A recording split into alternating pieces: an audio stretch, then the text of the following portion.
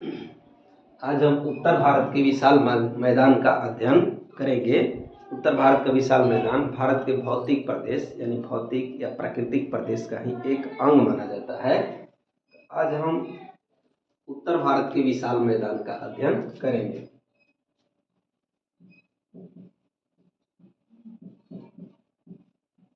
उत्तर भारत का विशाल मैदान,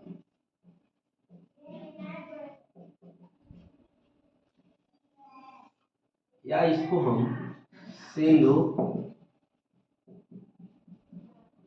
गंगा तथा ब्रह्मपुत्र का मैदान भी कहते हैं। यानी कि इसका जो विस्तार है सिंधु नदी से लेकर के ब्रह्मपुत्र नदी के बीच में। और ये जो उत्तर भारत का मैदान है ये देखेंगे हम सिंधु नदी से लेकर के 3200 किलोमीटर की लंबाई में फैला हुआ है और इसकी जो चौड़ाई है 150 किलोमीटर है। यानी जो उत्तर भारत का मैदान है 3200 किलोमीटर लंबाई और 150 किलोमीटर चौड़ाई में फैला हुआ है। और इसका कुल क्षेत्रफल 7 लाख वर्ग किलोमीटर है। 7 लाख वर्ग किलोमीटर। इसके अलावा हम देखेंगे ये जो विशाल मैदान है जलोढ़ मिट्टियां यहाँ पर पाई जाती है। यानी विशाल मैदान का निर्माण जलोढ़ मिट्टियों से हुए हैं। तो यहाँ पर जो जलोढ़ मिट्टी पाई जाती है, जलोढ़ मिट्टी की जो मोटाई पाई जाती है, मोटाई अधिकांशतः 2000 मीटर पाई जाती है। यानी कि जलोढ़ मिट्टी की मोटाई विशाल उत्तर भारत के विशाल मैदान में 2000 मीटर के आसपास पाई जाती है। लेकिन कहीं कहीं पर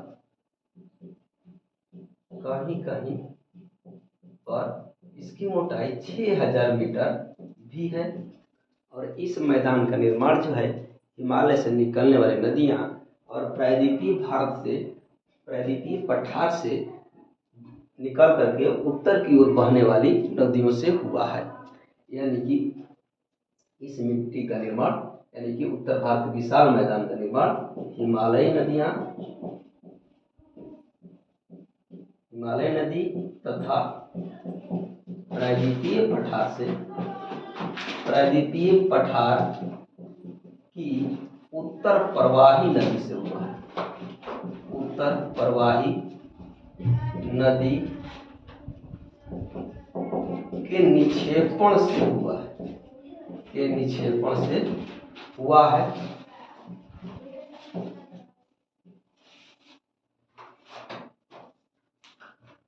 यानी कि उत्तर भारत के विशाल मैदान का निर्माण हिमालयी नदी और प्रायद्वीपीय पठार की उत्तर प्रवाही नदी के निक्षेपण से हुआ है।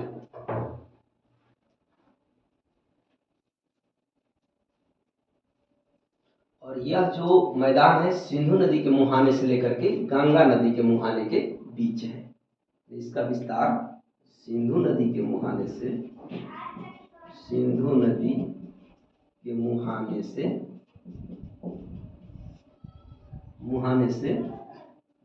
गंगा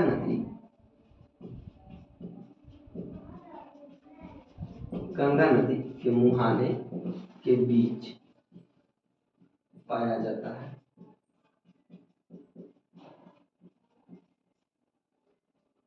हम ऊंचावच की दृष्टि से उत्तर भारत के मैदान को 4 भागों में बांटेंगे।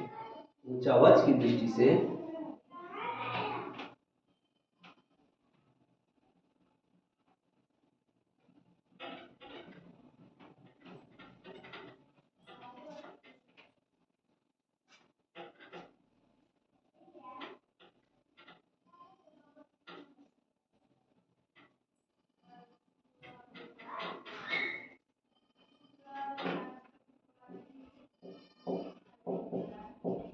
ऊंचावच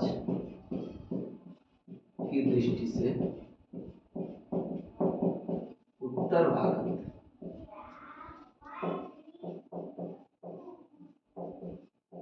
के विशाल मैदान उत्तर भारत के विशाल मैदान को चार भागों में बांटा जाता है।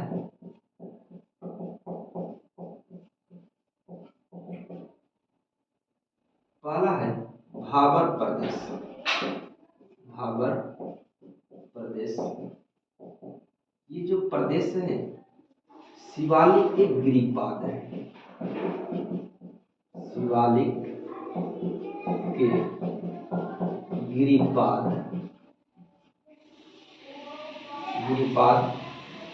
में भाबर प्रदेश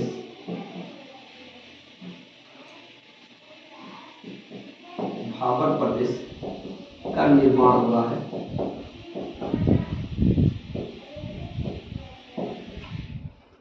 गिरिपाद मतलब फुटहिल,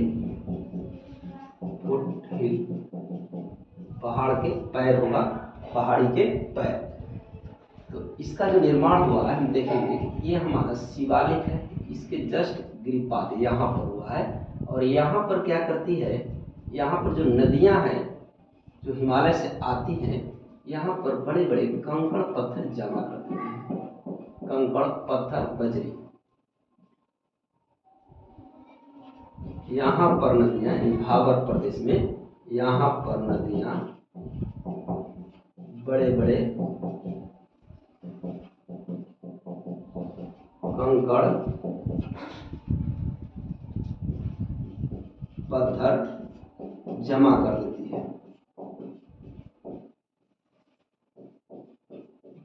देती है, और नदी जो है यहाँ पर अदृश्यमान हो जाती है। नदियाँ यहाँ पर अदृश्यमान हो जाती है, यानी यहाँ पर नदियाँ दिखती नहीं है, कंकड़ पत्थर के नीचे से होकर के बहती है। और इसकी हम मोटाई देखेंगे, गिरिपाद सभी चौड़ाई, ये कितनी चौड़ाई में है, ये जो है 8 से 10 किलोमीटर की चौड़ाई में है। यानी हम देखेंगे 8 से 10 किलोमीटर की चौड़ाई में सिंधु नदी से लेकर सिंधु से तीस्ता के मध्य शिवालिक पर्वत, शिवालिक हिमालय के समानांतर है। शिवालिक हिमालय के समानांतर है, यानी कि शिवालय हिमालय के समानांतर सिंधु से तीस्ता नदी के बीच में 8 से 10 किलोमीटर की चौड़ाई में भाबर प्रदेश पाया जाता है। और यहाँ पर नदियाँ अदृश्यमान रहती है, और इस क्षेत्र में खेती बिल्कुल नहीं होती है, खेती नहीं की जा सकती।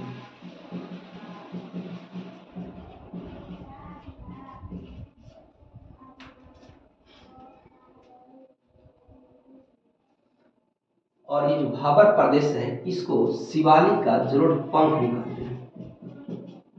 शिवालिक का जलोढ़ पंख भी कहते हैं, यानी भाबर प्रदेश को शिवालिक का जलोढ़ पंख कहा जाता है। इसके बाद हम देखेंगे तराई प्रदेश।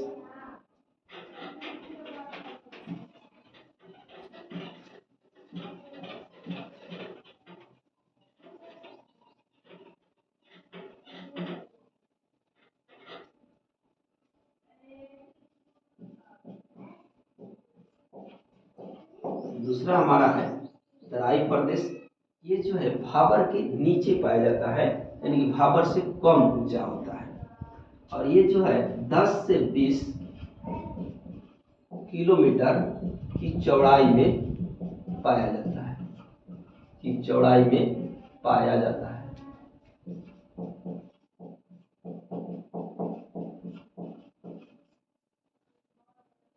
और यहाँ पर नदियाँ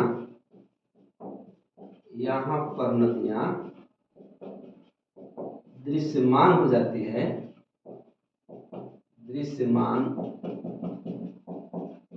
हो जाती है, यानी कि नदी जो है धरातल पर बहने लगती है, दिखने लगती है, और इस क्षेत्र में दलदली मिट्टी का निर्माण होता है। दलदली मिट्टी का निर्माण होता है।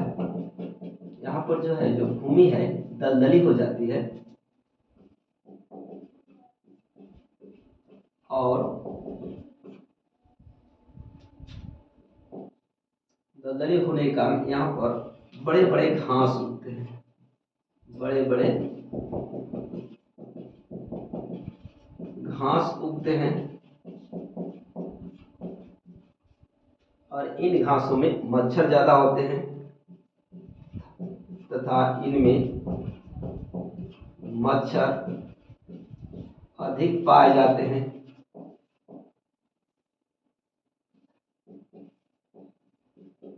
मच्छर अधिक पाए जाते हैं, इसलिए इस प्रदेश को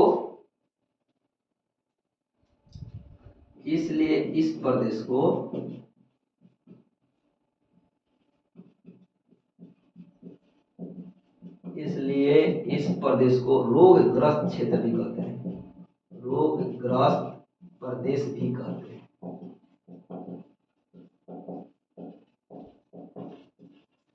तराई प्रदेश को हम निम्न समतल मैदान भी कहते हैं, निम्न समतल मैदान भी कहते हैं।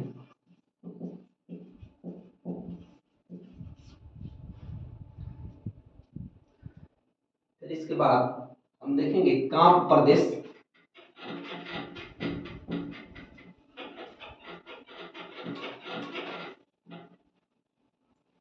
तराई प्रदेश के बाद कांप प्रदेश आता है। कांप प्रदेश, जो कांप प्रदेश है ये जलोढ़ मिट्टी का प्रदेश है। जलोढ़ मिट्टी यहाँ पर पाई जाती है, और इसको हम दो भागों में बांटकर अध्ययन करेंगे। कांप प्रदेश तीसरा हमारा हो जाएगा बांगर प्रदेश। बांगर प्रदेश ये जो क्षेत्र होता है जहाँ पर नदियों के पानी पहले पहुंचते थे लेकिन वर्तमान में नहीं पहुंच रहे हैं, यानी कि ये जो होते हैं ऊंचा मैदान होता है, ऊंचा मैदान होता है, और इसमें चूना पत्थर की कमी पाई जाती है। चूना पत्थर की कमी पाई जाती है।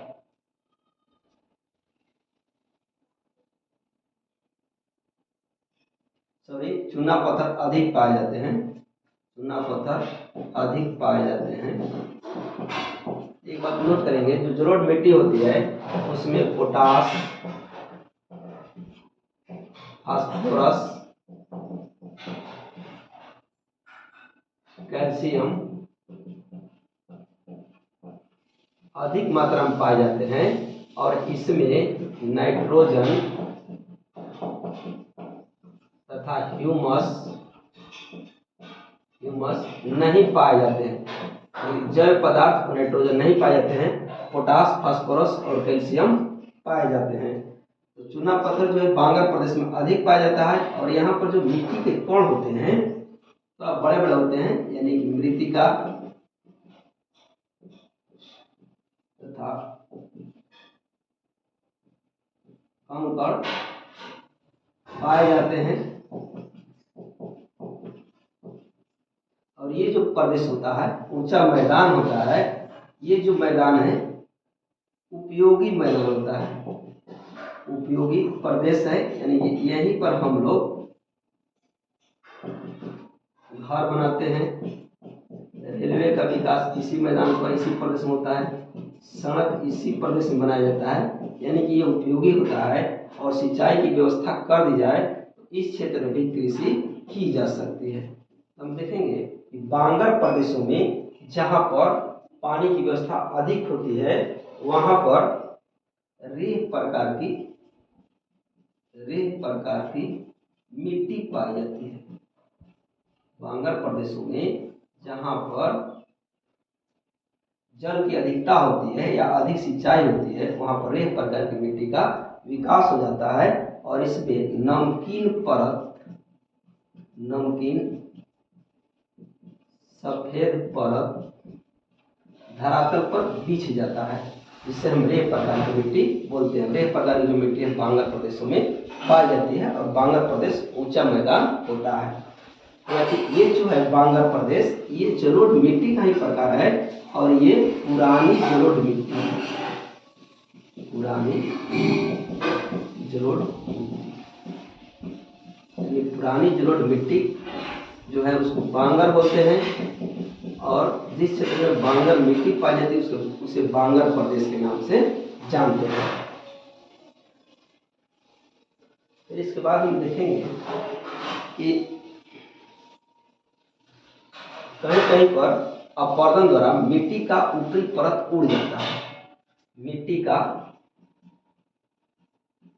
का अपरदन होने से, अपरदन होने से भूड़ मिट्टी का विकास होता है, भूड़ का विकास होता है। मिट्टी का अपरदन यानी कि जो मिट्टी की ऊपरी परत जो मुलायम है वो किसी कारण से अपरदित हो गई तो भूड़ मिट्टी का विकास होता है। और देखेंगे उत्तरी बिहार में कोसी के क्षेत्र में अंतःशंकु या शंकु की आकृति का निर्माण होता है।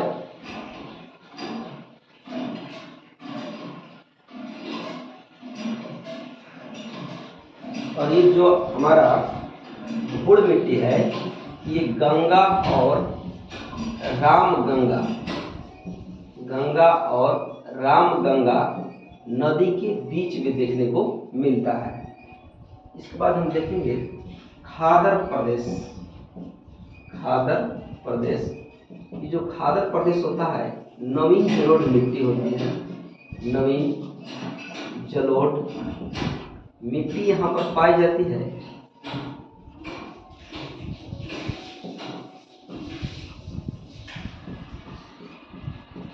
यानी कि नवीन जलोढ़ मिट्टी को खादर मिट्टी के नाम से जानते हैं और इस प्रदेश को खादर प्रदेश के नाम से जानते हैं। यहाँ पर नदी का पानी अभी भी पहुँचता है, यानी कि बाढ़ का पानी यहाँ पर पहुँचता है।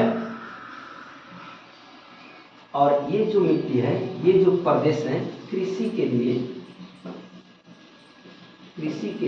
महत्वपूर्ण है, कृषि के लिए महत्वपूर्ण है क्योंकि यह मिट्टी उपजाऊ होती है। नोट करेंगे बांगर और खादर प्रदेश में क्या अंतर है। दोनों जलोढ़ मिट्टी के ही प्रकार हैं, काप प्रदेश के हैं। और बांगर मिट्टी जो है उपयोगी होती है और खादर जो मिट्टी होती है उपजाऊ होती है।